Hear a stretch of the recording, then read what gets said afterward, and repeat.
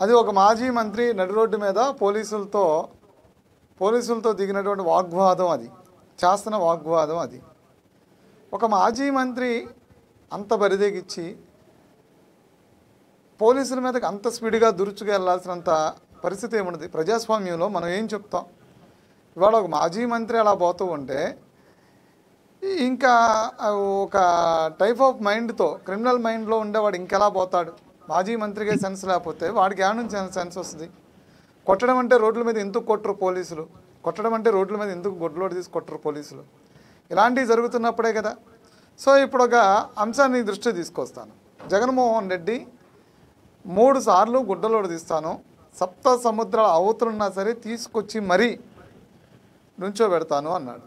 విడుదల రాజున ఒక ఆవిడ ఒక క్రిమినల్ కేసులు ఉన్నటువంటి ఎఫ్ఐఆర్లు నమోదైనటువంటి ఒక బ్లాక్మెయిలర్ని, ఒక నేరస్తుడిని కారులో ఎక్కి తిరుగుతుంటే ఇవ్వండి పంపించండి అన్న పాపానికి సిఐతో వాగ్వాదం. గతంలో జోగి రమేష్ అనే అతను, పేరు నాని అనే అతను, సిదిరి అప్పలరాజు అయితే లకారంతోనే మాట్లాడాడు. వీళ్ళందరూ కూడా మంత్రులుగా చేసిన వాళ్ళు.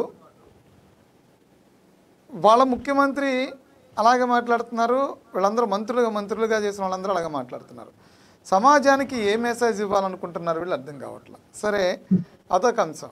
తర్వాత ఎన్నుపోటు దినం అంటే అసలు ఏంటి? ఎవరు ఎన్నుపోటు పొడిశారు? వినతి పత్రాలు ఇస్తాం కలెక్టరేట్ల దగ్గర అని చెప్పి అంటూ ఉన్నారు. కలెక్టర్ దగ్గర వినతి పత్రం ఇవ్వాలి అంటే దానిలో సరైనటువంటి ఒక అంశాన్ని ప్రస్తావించాలి. ఫలానా చోట ఫలానా వ్యక్తి మా పార్టీకి సంబంధించిన వాళ్ళని, లేదంటే ప్రజలకి అన్యాయం జరిగిందనేది ఇవ్వాలి. ఓట్లేసింది ప్రజలే, ప్రజల మీద తిరిగి ఫిర్యాదు చేస్తారు. ఇప్పుడు ఇందులో అబ్బని మురళి అనే ఒక అతను మాట్లాడుతూ ఉన్నాడు, గాలి కొట్టుకుపోతారు జగన్మోహన్ రెడ్డికి ఓట్లు వేయకపోతే అనేదాన్ని మెన్షన్ చేసి మాట్లాడుతున్నాడు. సుధాకర్ రెడ్డి గారు. శ్రీనివాస్ గారు, మనకొక సామెత ఉందండి, యథా రాజా తదా ప్రజ అని. ఇప్పుడు దాన్ని కొంత మాడిఫై చేసుకుంటే యథా అధినేత తదా వాళ్ళ పార్టీ నాయకులు. జగన్మోహన్ రెడ్డి గారు ఎలా ప్రవర్తిస్తున్నారు, ఆ పార్టీలో ఉన్న వాళ్ళందరూ అలాగే ప్రవర్తిస్తున్నారు. మా పల్లెలో ఒక సామెత ఉందండి, ముందు మడక అంటే పొలం దున్నుతాం కదా, ముందు మడక సక్రమంగా ఉంటే కదా వెనక మడక సక్రమంగా ఉండేదానికని ఒక సామెత పల్లెల్లో. అంటే ముందున్న నాయకుడిని వెనక వాళ్ళు అనుసరిస్తుంటారండి. ఎక్కడైనా ఒక క్యూ పోతున్నా, లేకపోతే బస్సులో వాహనాలు పోతున్నా ముందు పోయే వాళ్ళని అనుసరిస్తాం. అక్కడ ముందు పోయే వైఎస్ జగన్మోహన్ రెడ్డి గారే నేర స్వభావం కలిగిన వ్యక్తి, ఒక రాజకీయ ఉన్మాది. ఇంకా మనం ఎక్కువ అనడం కూడా కాదు, ఆయన అలా ఉన్నాడు.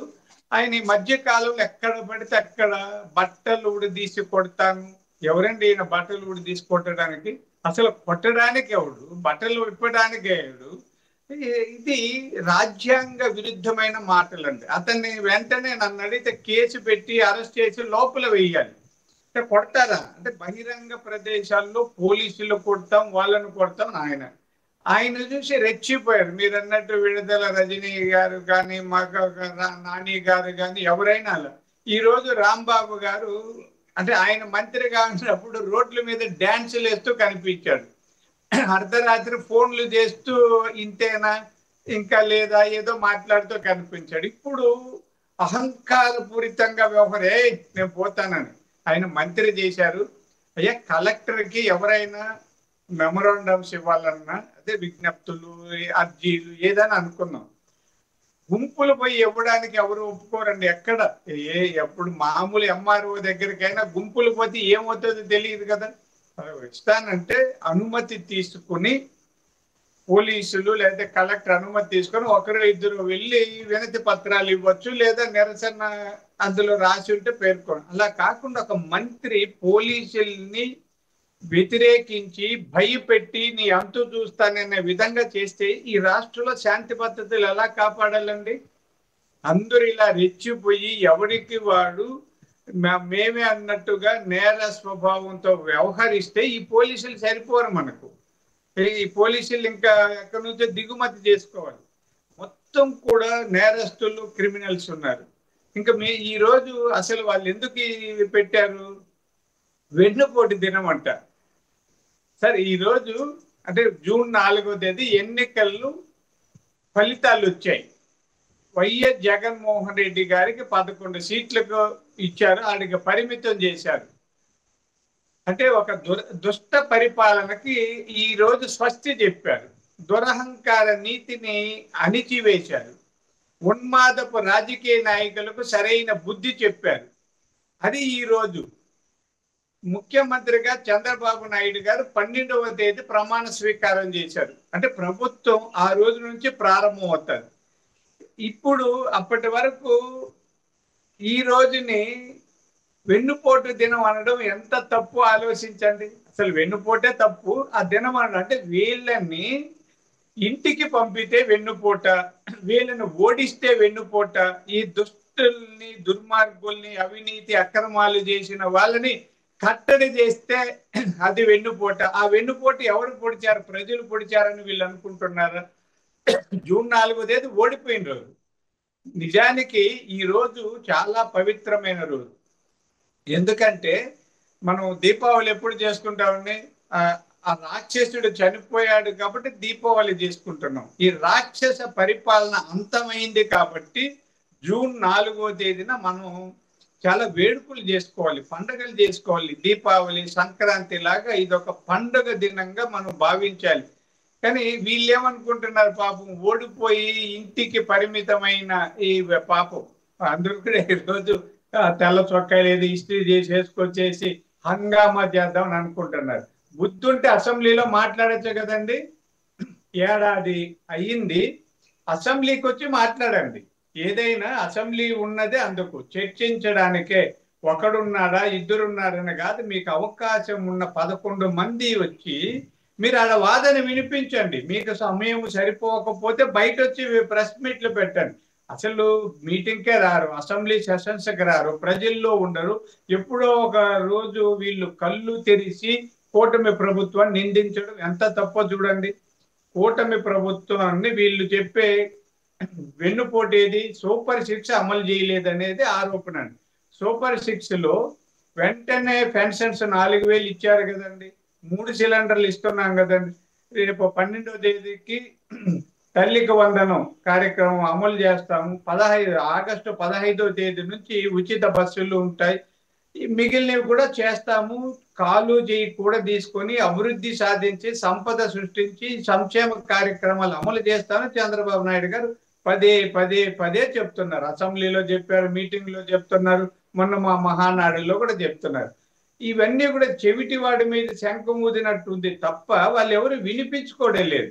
అవేదో అవి అసెంబ్లీలో ఎందుకు అడగలేదు? అక్కడికి రావడానికి భయం, సిగ్గు, లజ్జ, పనికిరారు, మాటలు రావు. మళ్ళీ ఆడెవరో రాసి ఇవ్వాలి, రాసి ఇచ్చేది ఒప్పుకోరు, సమయస్ఫూర్తి లేదు, స్పాంటేనియస్ గా మాట్లాడలేదు. అజ్ఞానులు, ఇలాంటి దురహంకారులన్నీ వాళ్ళ మతం అనిచిన ఈ రోజుని వైభవంగా పండగలాగా చేసుకోవాల్సిన రోజు అండి.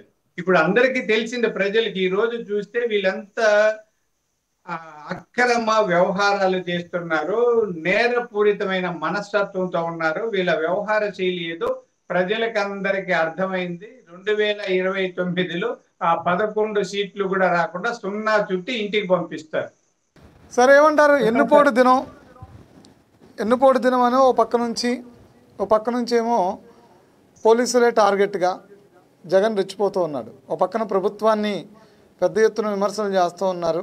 కొద్ది రోజులు అంటే ఇవాళ 4వ తారీఖు అయితే ఇంకో కొన్ని ఫ్యూ డేస్లో అన్నదాత సుఖీభవ, అదేవిధంగా తల్లికి వందనం, ఈ 2 పథకాలు కూడా హామీకి సిద్ధమవుతున్నాయి. ప్రజలు దీన్ని తీసుకోవడానికి కూడా రెడీగా ఉన్నారు. మొత్తం అంతా ప్రొసీజర్ అంతా అయిపోయింది. ఇంకా 12వ తారీఖున ప్రతి వాళ్ళ అకౌంట్లోనూ డబ్బులు పడతాయి. ఆల్రెడీ దానికి ఒక సంక్షేమం క్యాలెండర్లో ఆల్రెడీ దానికి ఒక డేట్ ఫిక్స్ చేసేస్తారు, ఇచ్చడానికి మొత్తం రెడీ చేశారు. ఈ టైంలో వెన్నుపోటు దినం అని చెప్పని మాట్లాడడం అంటే ప్రజలకు జరుగుతున్న మంచిని చూడలేక 4000 రూపాయలు ఆల్రెడీ పెన్షన్ తీసుకుంటూ ఉన్నారు, 6000 రూపాయలు పెన్షన్ తీసుకుంటూ ఉన్నారు. డిఎస్సి నోటిఫికేషన్ ఫుల్ఫిల్ అయిపోయింది, డిఎస్సి నడుస్తూ ఉంది, ఉచిత ఇసుక వచ్చింది, పక్కన అమరావతి నిర్మాణాలు మొదలయ్యాయి, పోలవరం నిర్మాణాలపై చిన్న ప్రాజెక్టులు ఆల్రెడీ మొదలయ్యాయి, పక్కన పోర్టులకు సంబంధించినటువంటి ఇటు ఆ పోర్టుకు సంబంధించిన మొత్తం పనులు కూడా శరవేగంగా నడుస్తున్నాయి. ప్రతిరోజు ముఖ్యమంత్రి అన్ని రివ్యూలు చేస్తూ పోతున్నారు. సాధారణ ప్రజలకి ఇవన్నీ మ్యాక్సిమం అర్థం కాకపోవచ్చు. సీఎం దగ్గర ఏం జరుగుతుంది, పిఎం దగ్గర ఏం జరిగిపోతుందో తెలుసుకోకపోవచ్చు. కానీ ఇలాంటి నిరసనలు ద్వారా ఏం చేయట్లేదు అంటే సాధారణ ప్రజలకి అంత లోతుగా తెలియదు కాబట్టి, తెలుసుకోరు కాబట్టి, అంత మాధ్యమాల జోడు కూడా అంతగా వెళ్ళరు కాబట్టి, ఏదో వాళ్ళు ఎంటర్టైన్మెంట్ సైడ్కి పోతుంటారు కాబట్టి, వాళ్ళకి మనం ఇలా చేసేటువంటి ఒక గందరగోళం ద్వారా ఈ ప్రభుత్వం మీకు ఏం చేయట్లేదు, మిమ్మల్ని మోసం చేస్తుంది అని తెలియజేసేటువంటి ప్రయత్నం. మరో పక్క నుంచి పోలీసుల మీద విపరీతమైనటువంటి ద్వేషంతో రగిలిపోతున్నారు జగన్మోహన్ రెడ్డి. ఏమంటారు? పోలీసుల విపరీతమైన టార్గెట్గా ఉంది. మామూలుగా పాము ముంగిస మధ్య వైరం ఉంటుందండి, అది మా అందరికీ తెలియదు. అలాగే నేరస్తుడికి పోలీసులకు మధ్య కూడా వైరం ఉంటుంది. పోలీసులు చూస్తే మనలాంటి వాళ్ళు ఫ్రెండ్లీగా అన్నా బాగున్నారా అన్న, ఈ రోడ్డు ఎలా పోలేకపోతే అక్కడ ట్రాఫిక్ వాళ్ళు కూడా అడుగుతుంటాం. సార్ అనొచ్చు, లేకపోతే అయ్యా అనొచ్చు, అన్న అనొచ్చు, మనం మాట్లాడతాం. నేర స్వభావుడు ఇప్పుడు త్రిబుల్స్ రైడింగ్ పోతుంటారు మోటార్ సైకిల్, వాడికి పోలీసుని చూస్తేనే కోపం వస్తారు. లేదా ఎర్రచందనం స్మగ్లర్ వ్యాన్ లో పోతుంటే పోలీసులు కనిపిస్తే గుద్దేద్దాం అనిపిస్తారు. లేదా ఒక క్రిమినల్ అరెస్టు చేయడానికి వస్తే పోలీసుల మీద దౌర్జన్యం చేస్తారు. అందుకని ఈ జగన్మోహన్ రెడ్డి గారి పార్టీలో ఉన్న వాళ్ళల్లో 90% నేరస్తులే అండి. నేర స్వభావం ఉన్న వాళ్ళని వేరి కోరి తెచ్చుకున్నాడు.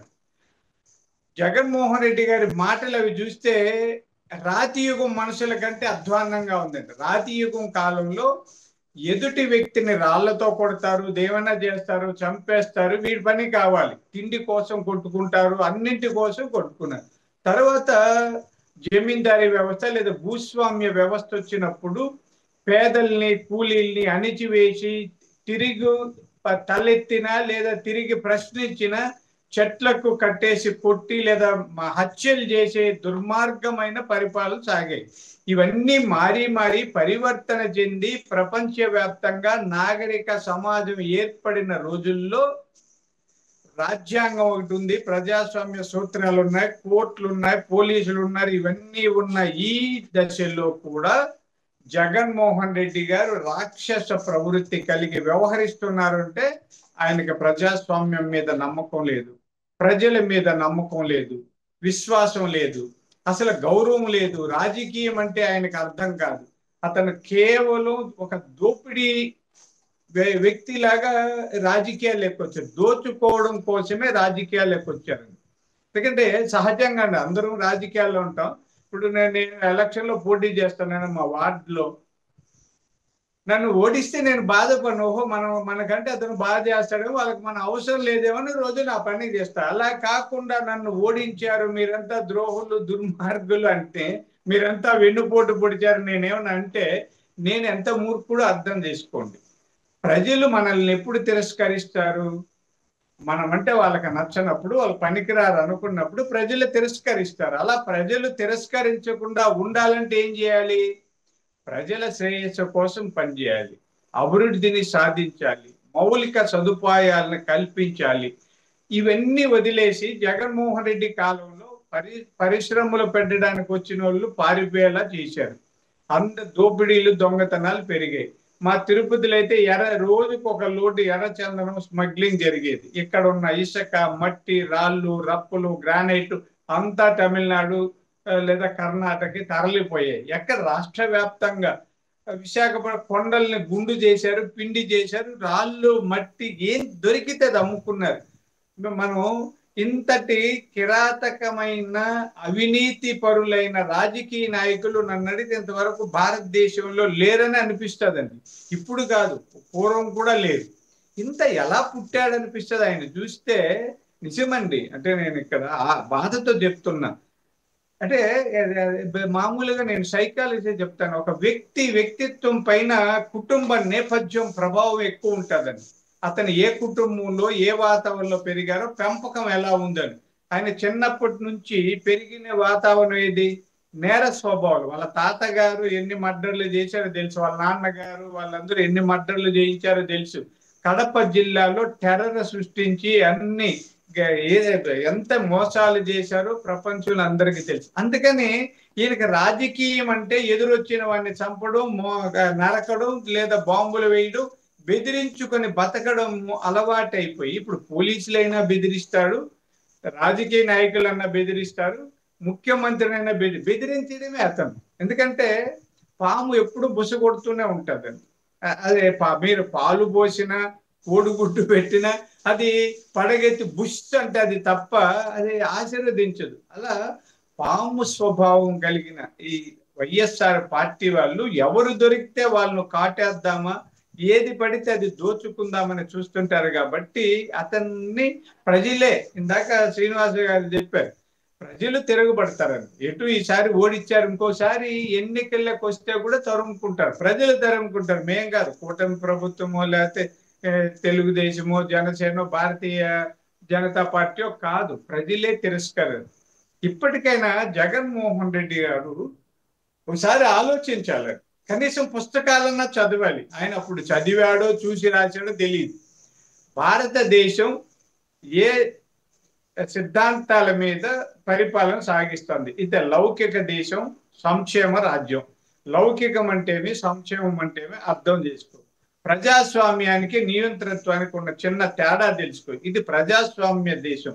ఇక్కడ కోర్టులు ఉన్నాయి, ఉద్యోగులు ఉన్నారు, రాజకీయ నాయకులు ముగ్గురు ఉన్నారు, ఆ తర్వాత ఫోర్త్ ఎస్టేట్ జర్నలిస్టులు కూడా. ఎవరెవరి బాధ్యతలు ఏమి, ఎవరెవరితో మనం ఎలా ప్రవర్తించాలి, ఎవరితో ఎలా ప్రవర్తిస్తే మనం సంస్కారవంతమైన రాజకీయాలు చేస్తామన్న వివేకం తెలుసుకోగలిగితే ఆయన బాగుపడతాడు. ఆయనకి అలా చెప్పేవాళ్ళు ఎవరండి? వాళ్ళ తాత ఉన్న వాళ్ళు రాజారెడ్డి, రే వాడిని నరుకు చంపని.